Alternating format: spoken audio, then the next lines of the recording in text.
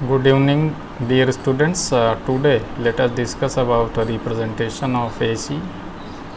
AC को represent कैसे करते हैं, how to assign numerical value. इसमें डिफरेंट तरीके हैं, बहुत से मेथड्स हैं। For example peak value, peak to peak value, then average value, then RMS value. Last में डिस्कस करेंगे form factor and peak factor, ये बातें भी डिस्कस करेंगे। ये रिप्रेजेंटेशन ऑफ एसी का मतलब क्या है, what is the meaning of representation of AC. It means how to assign numerical value, how to give numerical value to AC. For example ये वोल्टेज है V equal to VM sine omega t. It's a value is changing every instant of time. So what is the magnitude, कितना voltage, इसको हम नाम देंगे कितना voltage है ये।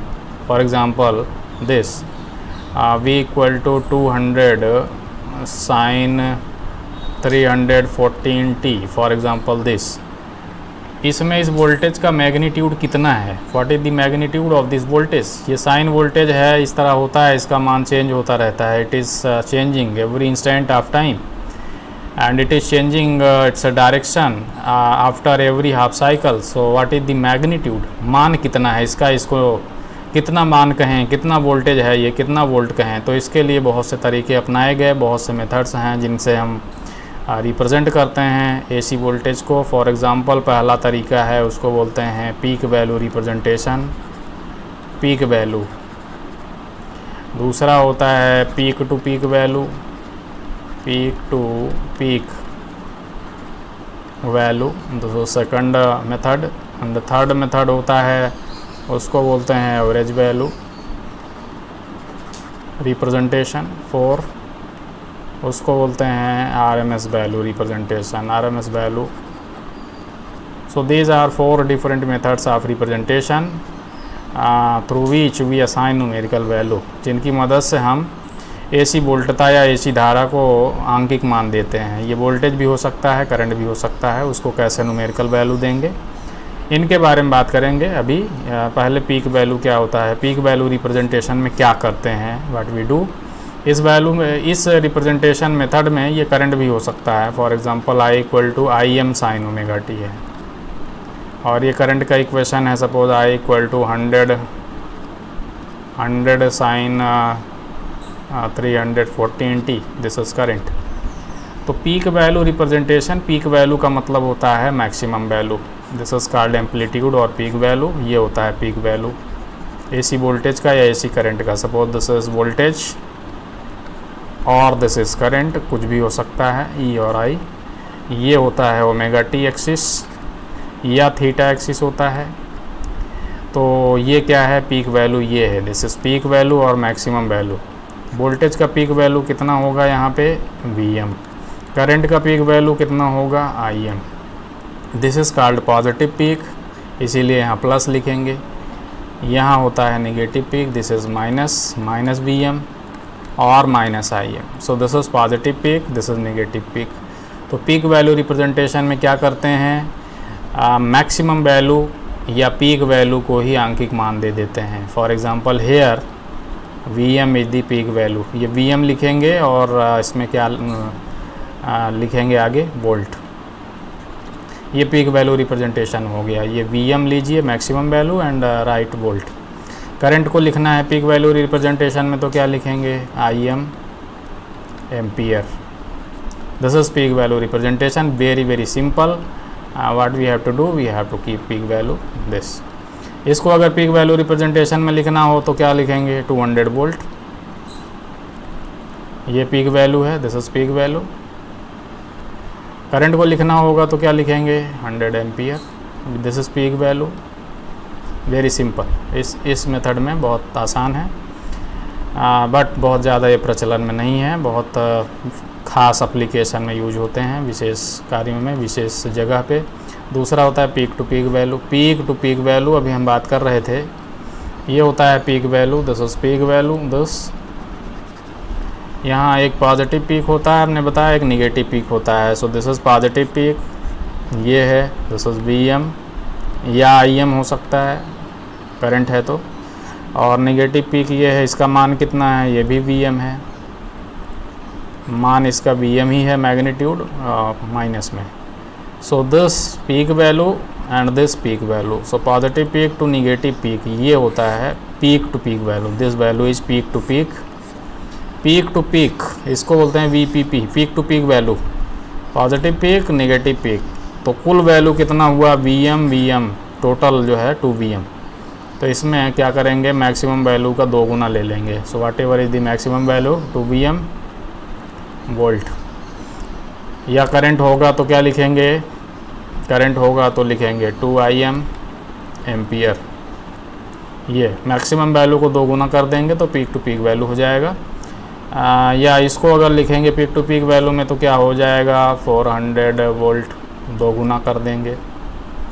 ये है peak to peak value representation में। इसको अगर peak to peak value representation में करेंगे तो क्या करेंगे, 100 × 2 200 ampere, 200 ampere. This is simple.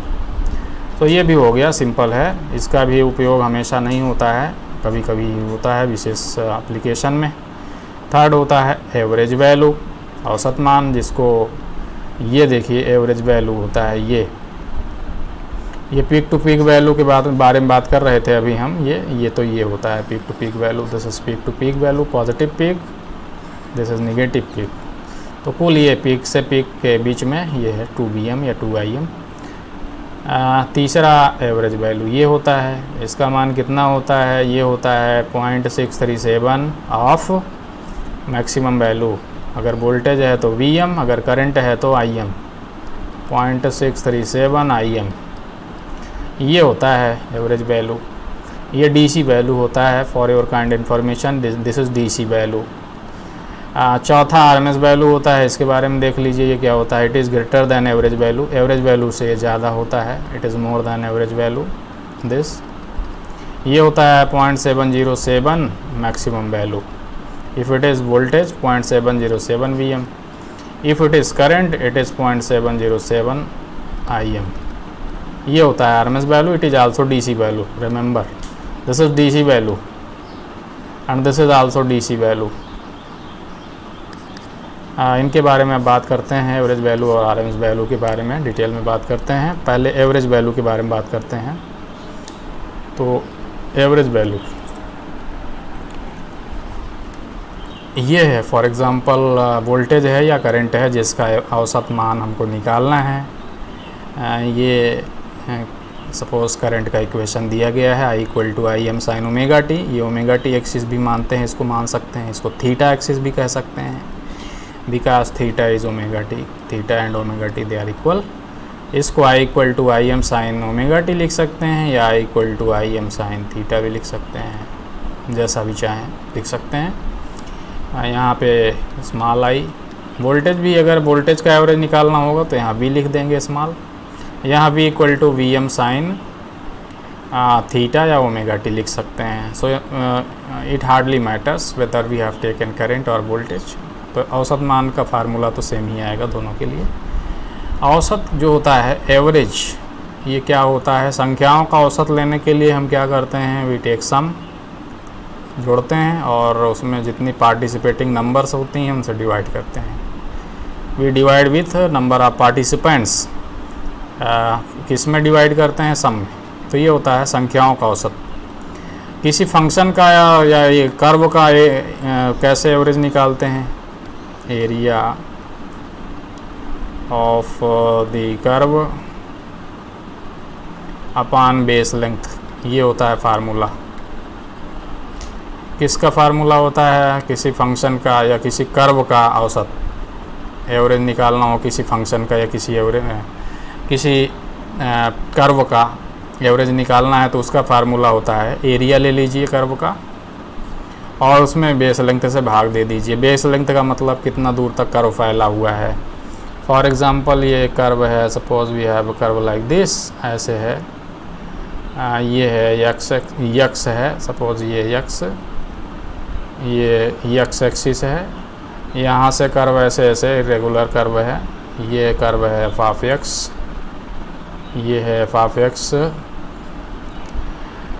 तो इसका औसत निकालना होगा तो क्या करेंगे, इसका एरिया ले लीजिए, area under the curve upon base length, ये फैला हुआ है यहाँ 0 से कैपिटल X तक। तो क्या करेंगे, इसका एरिया ले लेंगे f of x into d x, ये हो जाएगा इसका area, limit 0 to capital X, ये अपान बेस लेंथ, इससे भाग दे देंगे, बेस लेंथ से भाग दे देंगे, ये हो जाएगा एवरेज इस फंक्शन का। तो एवरेज वैल्यू क्या होता है, पहले इसके बारे में बात कर लें। इट इज डीसी वैल्यू, हम ये पहले ही डिस्कस कर चुके हैं। It is DC value. ये क्या होता है, average value of any AC voltage is defined as, it is the value, the DC value of AC voltage which passes same amount of charge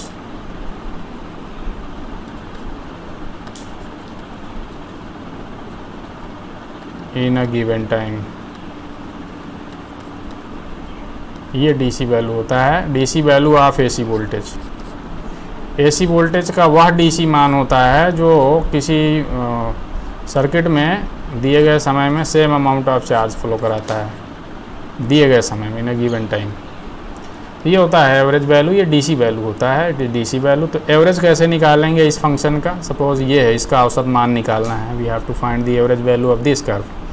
तो अभी हम बता रहे थे एवरेज किसी कर्व का निकालने का फार्मूला है area under the curve upon base length, ये होता है फार्मूला ये। तो एरिया हम कहाँ तक लेंगे, एरिया लेंगे यहाँ तक 0 से 2 पाई तक। तो ये क्या हो जाएगा, एवरेज का फार्मूला हो जाएगा average area under the curve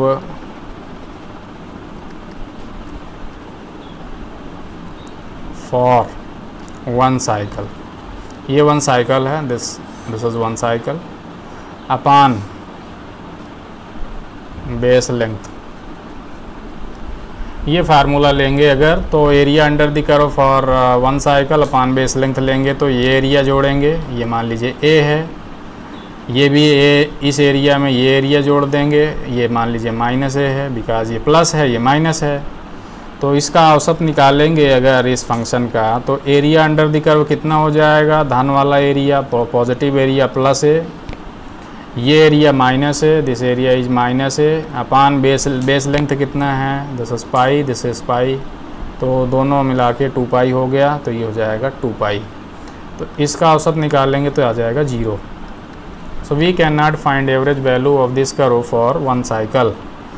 ये ऐसा क्यों है, क्योंकि ये पेरियाडिक फंक्शन है, दिस इज पेरियाडिक कर्व,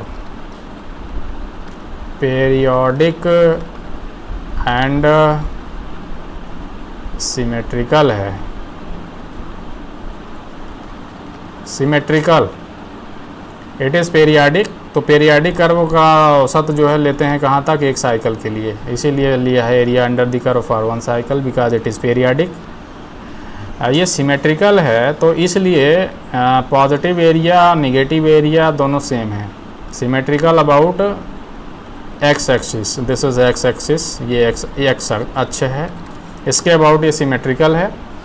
तो ये सिमेट्रिकल कर्व है, इसलिए इसका अगर आप औसत लेंगे फुल साइकिल के लिए तो 0 आएगा, क्योंकि सिमेट्रिकल कर्व एक्स एक्सिस के अबाउट होता है तो धन एरिया ऋण एरिया दोनों बराबर होते हैं। This shape and this shape they are same. तो इसका हम औसत फुल साइकिल के लिए नहीं निकाल सकते हैं, क्योंकि ये पीरियाडिक तो है ही, साथ ही ये सिमेट्रिकल है। सिमेट्रिकल होने की वजह से हम इसका एवरेज फुल साइकिल के लिए नहीं निकाल सकते हैं, क्योंकि सिमेट्रिकल कर्व का जब औसत फुल साइकिल के लिए निकालेंगे तो धन एरिया ऋण एरिया बराबर होगा, positive area and negative area same. So if we add positive area and negative area they cancel each other, so average sum becomes 0, so average becomes 0। इसीलिए फुल साइकिल के लिए नहीं निकाल सकते, तो कहाँ के लिए निकालेंगे, हाफ साइकिल के लिए, यहाँ तक के लिए।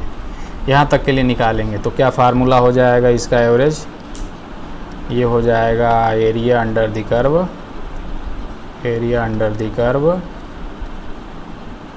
For half cycle upon base length, ये हो जाएगा। सो काइंडली रिमेंबर, अगर सिमेट्रिकल वेव है तो और पेरियाडिक है, if it is periodic and symmetrical wave then we can not find average value for one cycle. Periodic function का average तो हमेशा एक साइकिल के लिए ही लेते हैं, लेकिन अगर ये सिमेट्रिकल है तो हम इसका औसत एक साइकिल के लिए नहीं ले सकते हैं, नहीं निकलेगा, ज़ीरो आएगा। तो एरिया हमेशा एक साइकिल के लिए ही लेना चाहिए अगर वेव सिमेट्रिकल ना हो तो। अगर ऐसा ना हो तो हमेशा हम एक साइकिल के लिए ही लेंगे औसत, अगर पेरियाडिक वेव है तो। If wave is periodic then we always take one cycle, but if it is symmetrical about x axis then we cannot take average for one cycle because its average value is 0। तो half cycle के लिए ले लेंगे तो area under the curve for half cycle upon base length, ये हो जाएगा। तो ये हो जाएगा, यहाँ तक का एरिया निकाल लें ये, और बेस लेंथ कितना है यहाँ से यहाँ तक का, बेस लेंथ है पाई, ये एरिया निकाल लेंगे, ये एरिया सपोज ये है अपॉन बेस लेंथ। तो एरिया कैसे निकालेंगे, एरिया निकालना आपको आता है। ये एक स्मॉल स्ट्रिप ले लीजिए, टेक दिस स्मॉल स्ट्रिप, बहुत पतली सी स्ट्रिप है, इसकी चौड़ाई है डी थीटा, इसकी ऊंचाई कितना है, इसकी ऊंचाई है स्मॉल आई। तो इसका इस एरिया ऑफ द स्ट्रिप कितना हो जाएगा, एरिया ऑफ द स्ट्रिप, ये एरिया कितना हो जाएगा, it is I into D theta, ये एरिया इसका हो गया। अब इसको अगर हम इंटीग्रेट करते हैं 0 से पाई तक तो हमको पूरा एरिया मिल जाएगा, area under the curve for half cycle ये मिल जाएगा अपॉन बेस लेंथ कितना है पाई, पाई से भाग दे देंगे। सो दिस इज़ आई एवरेज, या वोल्टेज है तो वी एवरेज हो जाएगा। तो इसको आप वैल्यू रख के सॉल्व कर लें। सो आई एवरेज कितना हो जाएगा, I average equal to 1 upon pi integration 0 to pi, इसकी जगह पे लिख देंगे I M sine theta into D theta, sine थी आई एम को बाहर ले लीजिए, इट इज़ कांस्टेंट। सो इसका मान हो जाएगा 1 upon pi integration, I am को बाहर ले लिया तो आई एम अपॉन पाई हो जाएगा, I m upon pi integration 0 to pi into the sine theta into D theta. तो साइन थीटा का इंटीग्रेशन होता है, आपको मालूम है, माइनस कॉस थीटा होता है, तो माइनस कॉस थीटा हो जाएगा इसका इंटीग्रेशन। तो ये क्या हो जाएगा, ये हो जाएगा I m upon pi minus cos theta limit 0 से पाई, ये लिमिट रख देंगे तो ब्रैकेट में आ जाएगा, ब्रैकेट में बचेगा 2, तो ये हो जाएगा 2, ब्रैकेट में आएगा 2 और ये हो जाएगा आई एम अपॉन पाई। सो ये फाइनली कितना आ जाएगा average value, 2 I m upon pi. So I average मान कितना आया इसका, ये आया 2 I m upon pi, this is average value. अगर ये वोल्टेज होता तो कितना आता, इसको लिखते वी एवरेज, तो ये कितना आता 2 वी एम अपॉन पाई। अगर इसको एब्सोल्यूट उसमें इसको कन्वर्ट करेंगे नंबर में तो ये आ जाएगा I average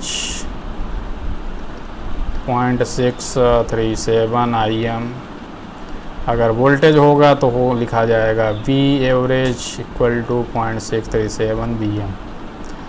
so kindly remember this formula, this is average value for sinusoidal voltage और sinusoidal current, and this is for half cycle. Positive half cycle का एवरेज इतना आएगा, नेगेटिव हाफ साइकिल का औसत लेंगे तो वो भी इतना आएगा, और वो माइनस में लेंगे क्योंकि एरिया माइनस है। तो नेगेटिव हाफ साइकिल का कितना आएगा, -2 I m upon pi, -2 B m upon pi. So this is average value, ये औसत मान कहलाता है, और ये हाफ साइकिल के लिए होता है क्योंकि फुल साइकिल के लिए नहीं निकाल सकते हैं। क्यों नहीं निकाल सकते हैं? क्योंकि फुल साइकिल के लिए एरिया जोड़ेंगे तो 0 हो जाएगा, क्योंकि wave symmetrical about X axis है। This wave is symmetrical about X axis. तो पीरियाडिक वेव है और सिमेट्रिकल है तो उसका हाफ साइकिल के लिए ही लेंगे। पीरियाडिक है लेकिन सिमेट्रिकल नहीं है तो उसका फुल साइकिल के लिए ही लेंगे average value. So this is average value. Average value बहुत ज़्यादा यूज़ नहीं करते हैं, ज़्यादातर हम लोग आरएमएस वैल्यू यूज़ करते हैं। कारण क्या है अभी डिस्कस कर रहे थे। एवरेज वैल्यू हाफ साइकिल के लिए ही हमने निकाला है, फुल साइकिल के लिए उसका मान 0 होता है। It is not for full cycle, average value we have taken for half cycle. तो पॉजिटिव हाफ में हमको अगर एवरेज पता है तो निगेटिव हाफ में क्या हो रहा है हमको मालूम नहीं होता है। निगेटिव हाफ का एवरेज हमको पता है तो पॉजिटिव हाफ में क्या हो रहा है हमको नहीं मालूम है। तो पावर वगैरह कैलकुलेशन में हम एवरेज वैल्यू को नहीं ले सकते हैं। We can not take average value for the calculation of power and energy. So कौन सा वैल्यू लेते हैं हम लोग? लेते हैं RMS value. RMS value is the most commonly used. ये मान लीजिए वोल्टेज है V equal to VM sine theta, this is V equal to VM sine theta. ये है 0, पाई, 2 पाई, 3 पाई, दिस ये है V एक्सिस। करंट भी हो सकता है, ये I हो सकता है, कोई फ़र्क नहीं पड़ता because their wave shape is same, their equation is similar, so we get similar result. तो आरएमएस वैल्यू क्या है? इट इज़ अगेन ये भी डीसी वैल्यू होता है, इट इज डीसी वैल्यू। तो ये क्या होता है? आरएमएस वैल्यू ये मान लीजिए कोई एसी करंट है, इसमें धारा बह रही है इस तार में आर प्रतिरोध के, उसी तार में बह रही है डीसी धारा, ये डीसी है, ये क्या है? ये एसी है। टी समय तक इसमें धारा बहाएंगे एसी और टी समय तक धारा बहाएंगे इस AC. So amount of heat अगर प्रोड्यूस्ड यहाँ होगा एसी बहाने से और अमाउंट ऑफ हीट प्रोड्यूस्ड यहाँ होगा डीसी बहाने से, if they are same, if H AC equal to H DC then I DC is the RMS value of IAC। तो क्या है देखिए, इसके बारे में हम डिस्कस करने जा रहे हैं। RMS value of current is defined as DC value of AC current, DC value of AC current which does work at same rate as AC। ये DC वैल्यू होती है करंट की, DC वैल्यू होती है AC करंट की, जो कि उसी दर से कार्य करती है जिस दर से AC करंट कार्य करती है। इसका मतलब समझिए, ये कोई R प्रतिरोध के तार में T समय तक AC धारा बहाने से उत्पन्न ऊष्मा और उसी प्रतिरोध के तार में उतने ही समय तक DC धारा बहाने पर उत्पन्न ऊष्मा अगर बराबर हो तो ये DC धारा इस AC धारा का आरएमएस वैल्यू होगा। This IDC equal to RMS value of IAC। इसका मतलब है कि इसके द्वारा जिस दर से कार्य किया जा रहा है उसी दर से इसके द्वारा भी कार्य किया जाता है, यही इसका मतलब होता है। इसका आरएमएस वैल्यू की ये करंट है। So the RMS value of DC, RMS value of AC current is that DC value of AC current which does work at same rate as AC। तो ये है कि किसी दिए गए तार में, दिए गए प्रतिरोध के तार में AC धारा प्रवाहित करने पर किसी दिए गए समय तक, किसी दिए गए प्रतिरोध के तार में किसी दिए गए समय तक AC धारा प्रवाहित करने पर उत्पन्न ऊष्मा तथा उसी प्रतिरोध के तार में उतने ही समय तक DC धारा प्रवाहित करने पर उत्पन्न ऊष्मा अगर सेम हो तो बहने वाली डीसी धारा इस एसी धारा का आरएमएस वैल्यू होगा। तो this is DC value of AC current doing work at same rate, उसी दर से कार्य करती है ये जिस दर से एसी धारा कार्य करती है। तो इसको कैसे निकालते हैं, let us try to find out this RMS value. तो इसको हम लिखते हैं वर्ग माध्य मूल मान। तो वर्ग करते हैं पहले, स्क्वायर वर्ग हिंदी में बोलते हैं वर्ग माध्य मूल मान। तो पहले इसका स्क्वायर करेंगे, दिस कर्व, ये वी है, v equal to V m sine theta है, ये दिस ब्लू कलर का जो कर्व है v equal to V m sine theta है, दिस इज। तो पहले क्या करेंगे, इसका स्क्वायर करेंगे, वर्ग, ये वर्ग हो गया, रेड कलर का जो कर्व है दिस इज वर्ग। इसका माइनस है, वर्ग करेंगे तो ये प्लस हो जाएगा, ये प्लस है, वर्ग करेंगे तो प्लस रहेगा, ये माइनस है, वर्ग करेंगे तो प्लस हो जाएगा, ये है। तो ये है साइन स्क्वायर कर्व है। तो ये है दरअसल V square equal to V M square sine square theta, ये है साइन स्क्वायर कर्व है, this is sine square curve. ये इसका स्क्वायर्ड वेव है, ये स्क्वायर्ड वेव है, इसको बोलते हैं squared wave, this is squared wave. तो कैसे निकालेंगे औसत मान, वर्ग माध्य मूल मान कैसे निकालेंगे, जैसे औसत निकाला था बिल्कुल वैसे ही प्रोसीजर है। पहले क्या करेंगे, वर्ग निकालेंगे, वर्ग, फिर माध्य, फिर मूल।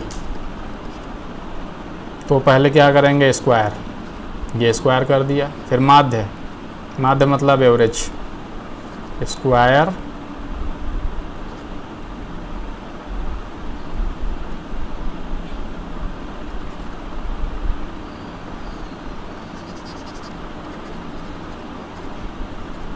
Then average then root. ये हो गया procedure, this is step 1, step 2, step 3। पहले वर्ग करेंगे, फिर माध्य निकालेंगे, फिर मूल निकालेंगे, ये प्रोसीजर है। तो वर्ग कर दिया, अब इसका माध्य निकालना है। माध्य कैसे निकालेंगे, आपको आता है माध्य निकालना। तो क्या कैसे माध्य निकालते हैं, एवरेज कैसे निकालते हैं, एरिया ऑफ दी, किसका माध्य निकालेंगे, स्क्वायर्ड वेव का, इसका वर्ग करने के बाद इसका area of the squared wave for half cycle के लिए लेंगे या फुल साइकिल के लिए। फुल साइकिल के लिए लेंगे तो यहाँ तक लेंगे, तो ये हो जाएगा एरिया ए, ये एरिया ए, तो एरिया हो जाएगा 2a, बेस लेंथ हो जाएगा 2 पाई। तो चलिए पहले फुल साइकिल के लिए देखते हैं, area of the squared wave for full cycle upon base length, ये हो जाएगा, माध्य हो गया। फिर क्या करेंगे, मूल निकाल लेंगे, मूल मतलब वर्गमूल, तो ये हो जाएगा वी आर एम एस, यही होता है आर एम एस वैल्यू। तो चलिए फुल साइकिल के लिए लेंगे तो क्या होगा, ये एरिया ए, बेस लेंथ कितना हो गया 2 पाई, अंडर रूट निकालेंगे तो ये हो जाएगा V R M S 2a upon 2 pi, मतलब वी आर एम एस कितना आ जाएगा, a upon pi under root. अगर हाफ साइकिल के लिए लेते तो क्या आता, area of the curve, area of the squared wave for half cycle, ये V R M S equal to half cycle के लिए लेते हैं सपोज, तो कितना आएगा, area of the squared wave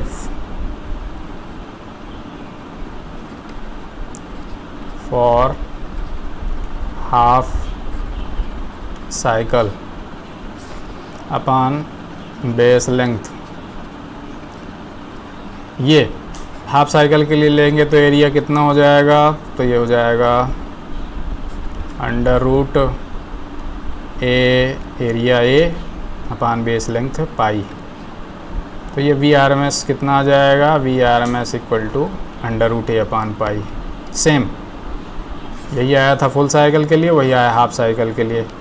तो ये वेव अगर पीरियाडिक है और सिमेट्रिकल है, if it is symmetrical like this, तो आप हाफ साइकिल के लिए निकालेंगे या फुल साइकिल के लिए निकालेंगे, R M S value same आएगा। It is same for half cycle, it is same for full cycle. If it is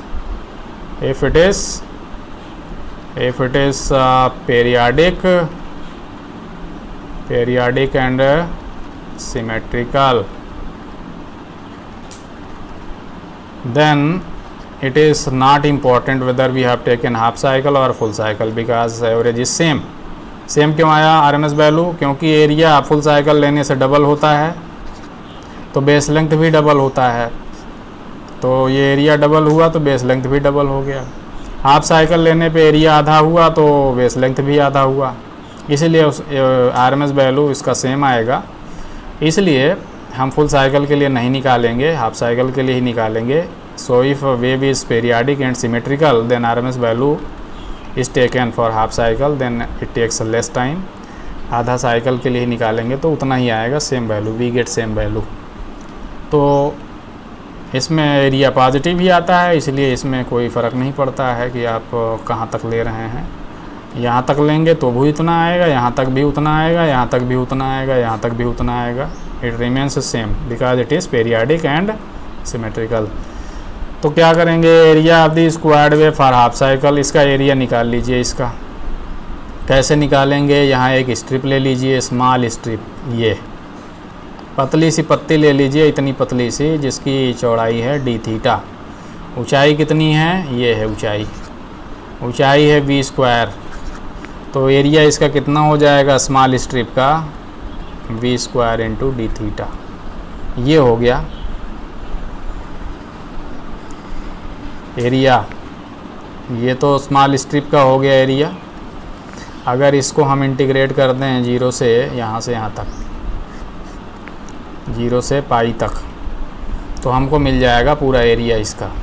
base length कितना है, बेस लेंथ है पाई, भाग दे देंगे और फिर फाइनली रूट निकाल लेंगे, अंडर रूट। ये हो जाएगा वी आर एम एस, ये हो गया वी आर एम एस। अब वैल्यू रख के कैलकुलेट कर लीजिए, तो वैल्यू रख दीजिए। So V R M S equal to under root integration 0 to pi, इसकी जगह पे रख दीजिए V M square sine square theta into D theta upon pi. ये पाई यहाँ पे ले लीजिए बाहर, 1 अपान पाई हो जाएगा। वी एम स्क्वायर भी बाहर ले लीजिए यहाँ पे, तो ये वी एम स्क्वायर यहाँ हो जाएगा, तो यहाँ से हट जाएगा। So V R M S ऐसे लिख सकते हैं, V R M S equal to हो जाएगा under root V M square upon pi integration 0 to pi sine square theta into D theta. Sine square theta को लिख सकते हैं 1 माइनस कास 2 थीटा अपान 2। तो इसको ऐसे लिख सकते हैं, under root V M square upon pi, यहाँ पे 1 माइनस कास 2 थीटा अपान 2, तो यहाँ पे 2 आ जाएगा यहाँ नीचे, और यहाँ इंटीग्रेशन 0 से पाई, ये हो जाएगा 1 minus cos 2 theta into D theta. This ये हो गया। अपान 2 था वो बाहर ले लिया, यहाँ पे we have taken here 2 outside. इसको आप इंटीग्रेट कर दीजिए, समाकलन कर दीजिए। इसका समाकलन होगा तो थीटा हो जाएगा, इसका समाकलन हो जाएगा तो साइन 2 थीटा अपान 2 हो जाएगा। तो इसको कैसे लिख सकते हैं, इसको लिख सकते हैं under root this under root Vm square upon 2 pi this theta minus sine 2 theta upon 2 limit 0 से पाई। ये हो गया, ये दिस। इसको सॉल्व कर लेंगे, लिमिट रख देंगे 0 से पाई, ये लिमिट रख देंगे तो ये ब्रैकेट में बचेगा केवल पाई। तो ये हो जाएगा under root this becomes Vm square upon 2 pi, bracket में बचेगा केवल पाई। सॉल्व कर लेंगे, this pi pi cancel, so VRMS equal to Vm square upon 2,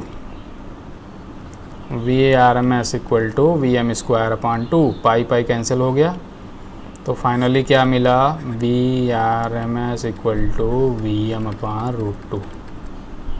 ये this is the RMS value of this voltage. अगर करंट होता VRMS कितना आया, VRMS आया Vm अपॉन रूट 2। करंट अगर होता ये तो क्या आता, IRMS equal to Im upon root 2। अगर इसको सॉल्व करेंगे तो आ जाएगा 0.707 Vm या 0.707 Im। This is VRMS, this is IRMS। इसी को बोलते हैं RMS value. RMS value root mean square value, वर्ग माध्य मूल, ऐसे इस स्टेप में निकालेंगे। पहले स्क्वायर करेंगे, कर दिया, माध्य निकालेंगे, औसत निकालना आता है हमको, देन मूल, मूल मतलब root, then we find the RMS value. ये RMS वैल्यू है। So it is very very important because RMS value is always taken. AC में हमेशा RMS वैल्यू ही लेते हैं, until and unless it is not mentioned, it is not specified, voltage is always RMS value. कभी भी voltage हमेशा लिखा है तो वो RMS वैल्यू ही लिखा है, करंट लिखा है, it is always RMS value. Until and unless it is not mentioned we should always consider RMS value. For example किसी बल्ब पे लिखा है 40 वाट टू 30 वोल्ट, ये क्या है, RMS वैल्यू है, दिस इज RMS वैल्यू। किसी लाइन पे लिखा हुआ है 11,000 वोल्ट, ये क्या है, दिस इज RMS वैल्यू, ये RMS वैल्यू ही है। किसी पावर प्लांट पे लिखा हुआ है समथिंग मेगावाट इतना वोल्ट, वो RMS वैल्यू ही लिखा होता है वोल्टेज को। या किसी फ्यूज़ पे लिखा हुआ है 5 एम्पियर, फ्यूज़ पे लिखा है 5 एम्पियर, ये क्या है, RMS value, it is RMS value. आपके MI टाइप के जो वोल्ट मीटर होते हैं और MI टाइप के जो अमीटर होते हैं, they measure RMS value, they measure RMS value. So RMS value is very very important because its value is never zero. इसका मान कभी ज़ीरो नहीं होता है। हाफ साइकिल के लिए लीजिए या फुल साइकिल के लिए लीजिए, ये कभी ज़ीरो नहीं होता है, इसीलिए RMS वैल्यू ही हमेशा लेते हैं। We always take RMS value until and unless it is not specified, it is not mentioned, RMS value is always considered, it is always construed as if we have taken RMS value। हमेशा हम मानते हैं कि RMS value ही लिया गया है, बहुत important है, RMS वैल्यू ही यूज़ करते हैं हम लोग हमेशा। There is relationship between this RMS value, maximum value and average value. उनको हम जिससे डिनोट करते हैं उसको बोलते हैं फॉर्म फैक्टर। फिर डिस्कस करेंगे पीक फैक्टर। फॉर्म फैक्टर क्या है, रेशियो ऑफ RMS वैल्यू and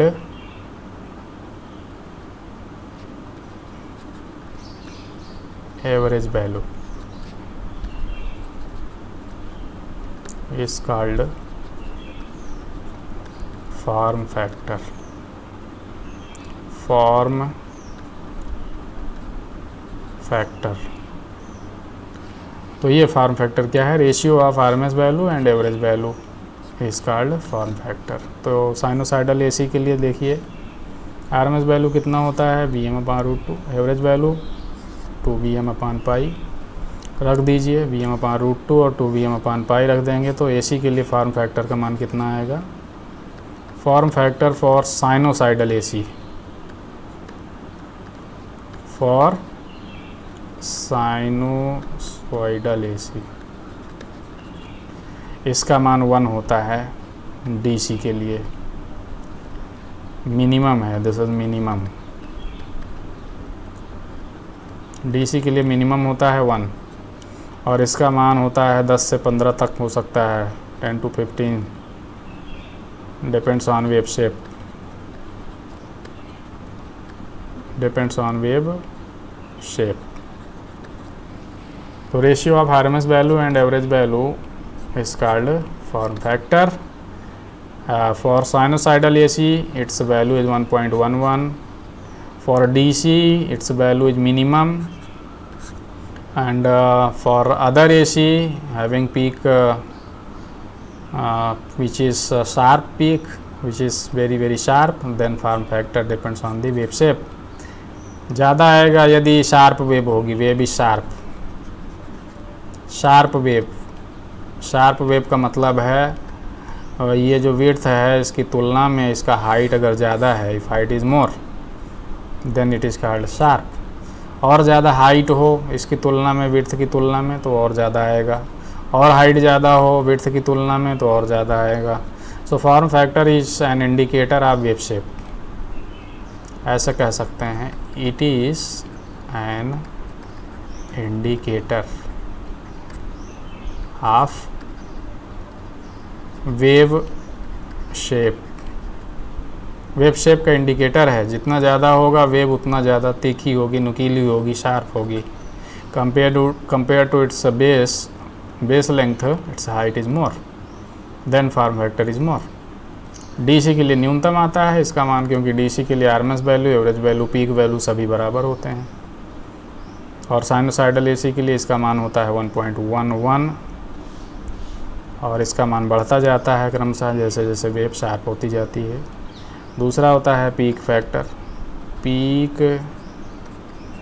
फैक्टर, ये दिस इज पीक फैक्टर। अभी हम बात कर रहे थे फॉर्म फैक्टर की।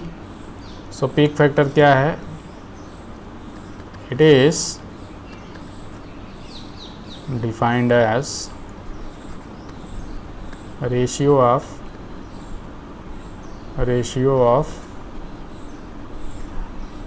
peak value and RMS value।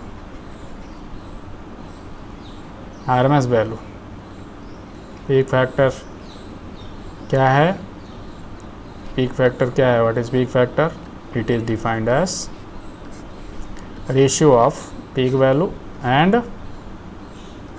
RMS value। किसी प्रत्यावर्ती वोल्टता के लिए या किसी प्रत्यावर्ती धारा के लिए उसके महत्तम मान और उसके वर्ग माध्य मूल मान का अनुपात, महत्तम मान और वर्ग माध्य मूल मान का अनुपात शिखर गुणांक कहते हैं इसको, शिखर गुणांक।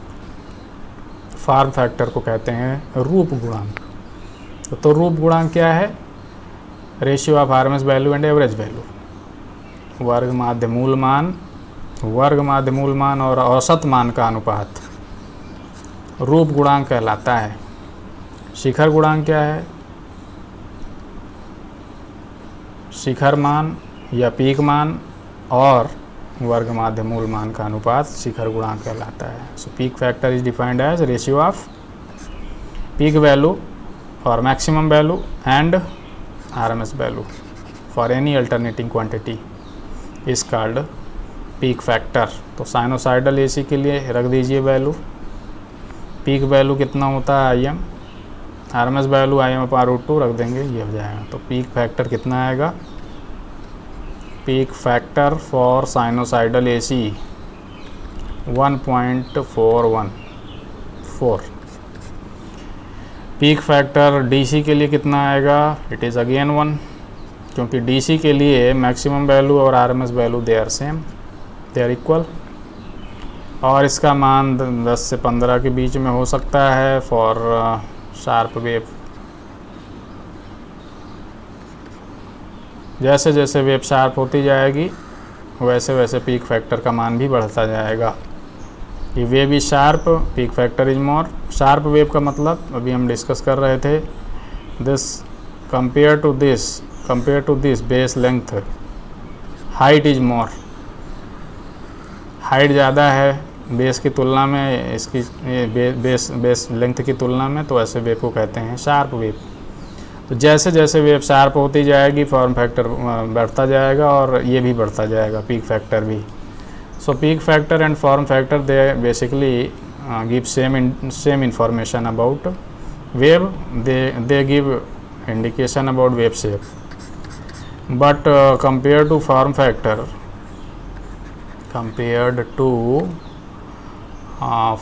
factor,